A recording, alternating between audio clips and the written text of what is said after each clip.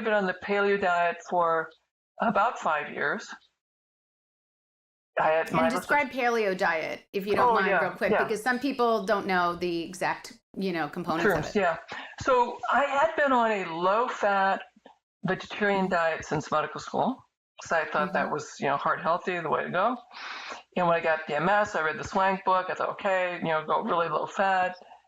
So lots of beans, rice, vegetables. Then my neurologist had mentioned the work of Lauren Cordain.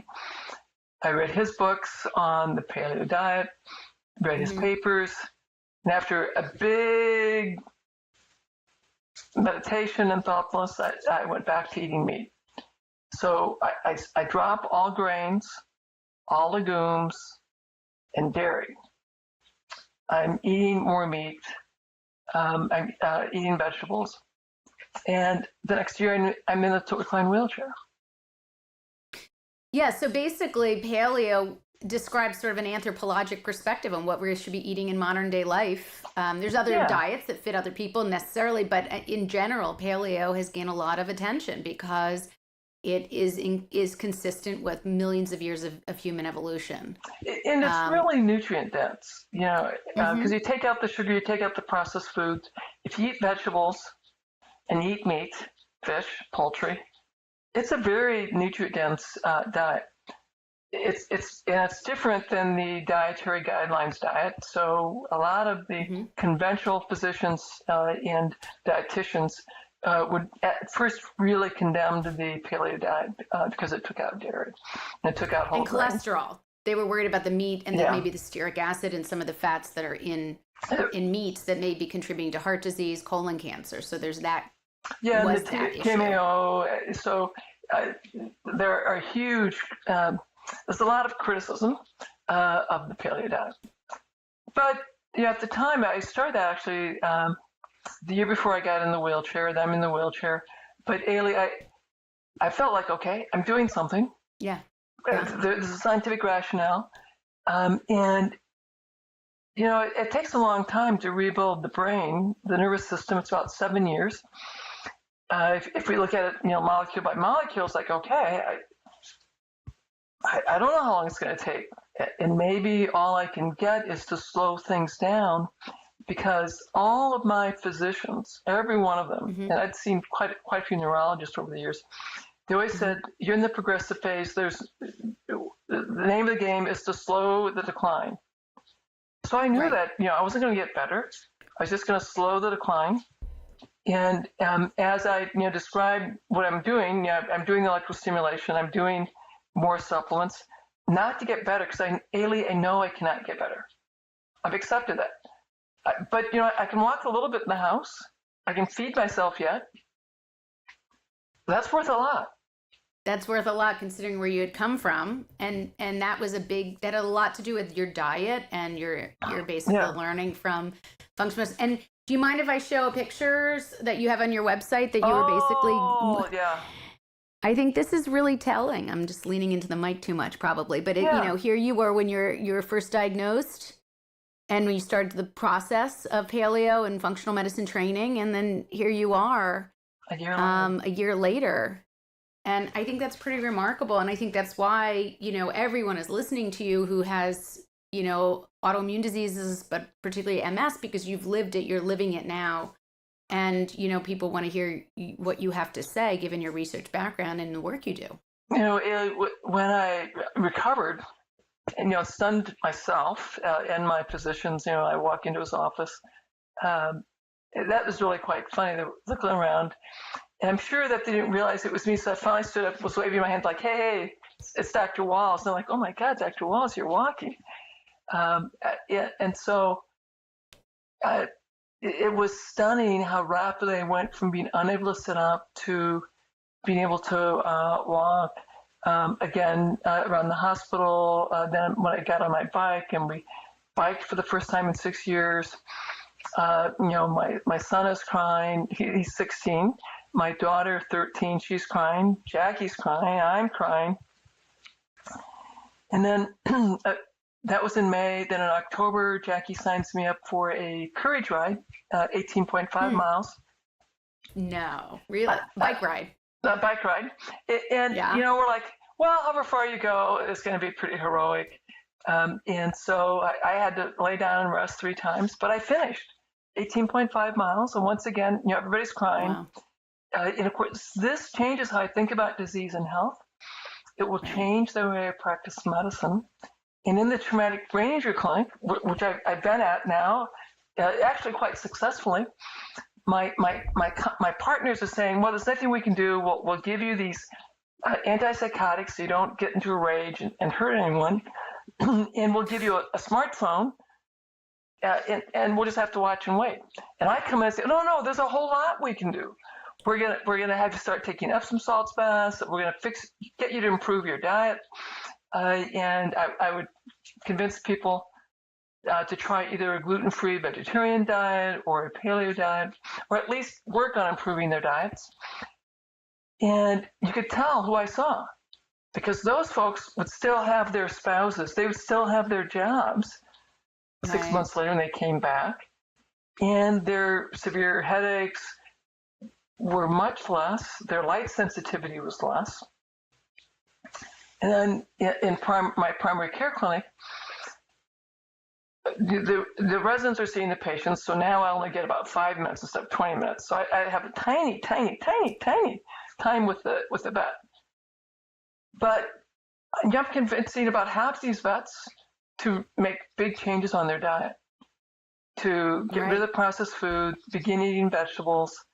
My basic recipe is ask them if they like bacon. Well, yes, okay. Fry up some bacon, take it out of the pan, chop up the bacon, put the vegetables in for 2 minutes. If it's green leafies, just enough so that the leafies wilt. Put the chopped bacon back in and serve. And they'd be like, great, bacon. I love my bacon. And if but it's not, now you're getting all the good stuff in. And if it's not tasty enough, double the bacon and do it again. And people change their diet. Yeah. Their blood pressure's improved, their blood sugar's improved, their pain reduced. And my residents were like, oh my God. Yeah, and then I began convincing the residents that if you want your patients to improve their diets, you have to improve your diets, because you got to speak from your own experience. Oh, geez, that's true. And during this time where you're learning and you're educating yourself and you're making gains physically, emotionally, I'm sure as well, what were you telling the clinic that you were supposedly a patient of in terms of what they should be doing or could be doing? In other words, wasn't there a disconnect between what you're doing and learning and then having this institution or this fine MS clinic telling you sort of Western approach only and maybe not incorporating these things? What was sort of interesting, when I walked into the clinic, because they hadn't seen me walk into the clinic for 4 years, and I said, and I want to get off, because at that point I'm self-ceft, and I said, and I want to get off this drug. So I said, well, okay. So he tapered, he had me off, and then he kept following my MRIs. And I had no new enhancing lesions already for several years. There were no new enhancing lesions. And he said, okay, well, this is going to be safer for you to not be on these drugs. You clearly haven't had relapses in a long time. And we don't have drugs for secondary progressive MS. So I've been off disease-modifying drugs since March of 2008.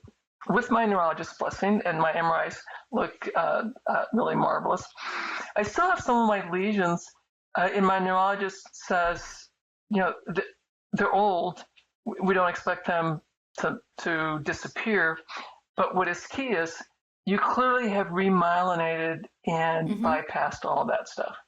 Right, because the brain is plastic, basically, neuroplasticity, and that's one of the key drivers and what keeps you going and the research going is that people think that what you've been given, genetics and otherwise, is one area that people can't change, right? And people also believe that once damage is done, particularly of the brain, I mean, we know that bone remodels, we know that all sorts of tissues, vascularization, changes and remodels, right? When you have a heart attack, your body finds blood vessels to create around to get more blood flow. So our bodies are always compensating, but no one really thinks the brain compensates or at least remodels. So tell us about some of that stuff that you know in terms. My neurologist, my chief of medicine, Paul Rothman gave me the job of getting a case report written up on my own recovery. So I did that with my treating neurologist, physical therapist. We wrote that up, got it published. Then my chief of medicine said, I want you to do a safety and feasibility study.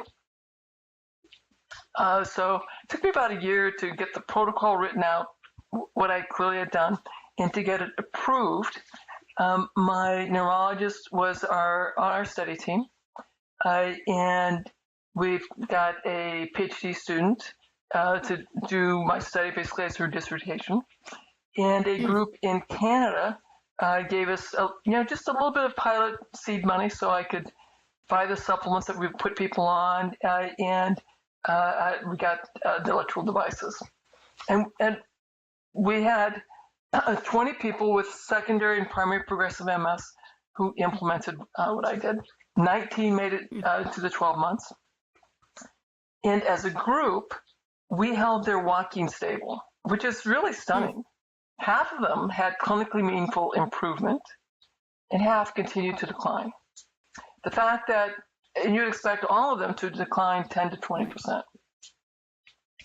And we had a remarkable improvement for the group in terms of improved quality of life and reduced anxiety, improved verbal reasoning, improved spatial reasoning, less anxiety, less depression. I mean, overall, really remarkably positive outcomes. And the neurology community thought I was incredibly dangerous because by this time, my TED Talk is out. A number of organizations are wanting me on their podcast interviews. I'm talking about my story. I'm talking about the research I'm doing. And the MS neurology experts are very afraid that I'm creating this desire by patients to avoid drugs and to use diet and lifestyle. So that's why it's remarkable. I'm being condemned.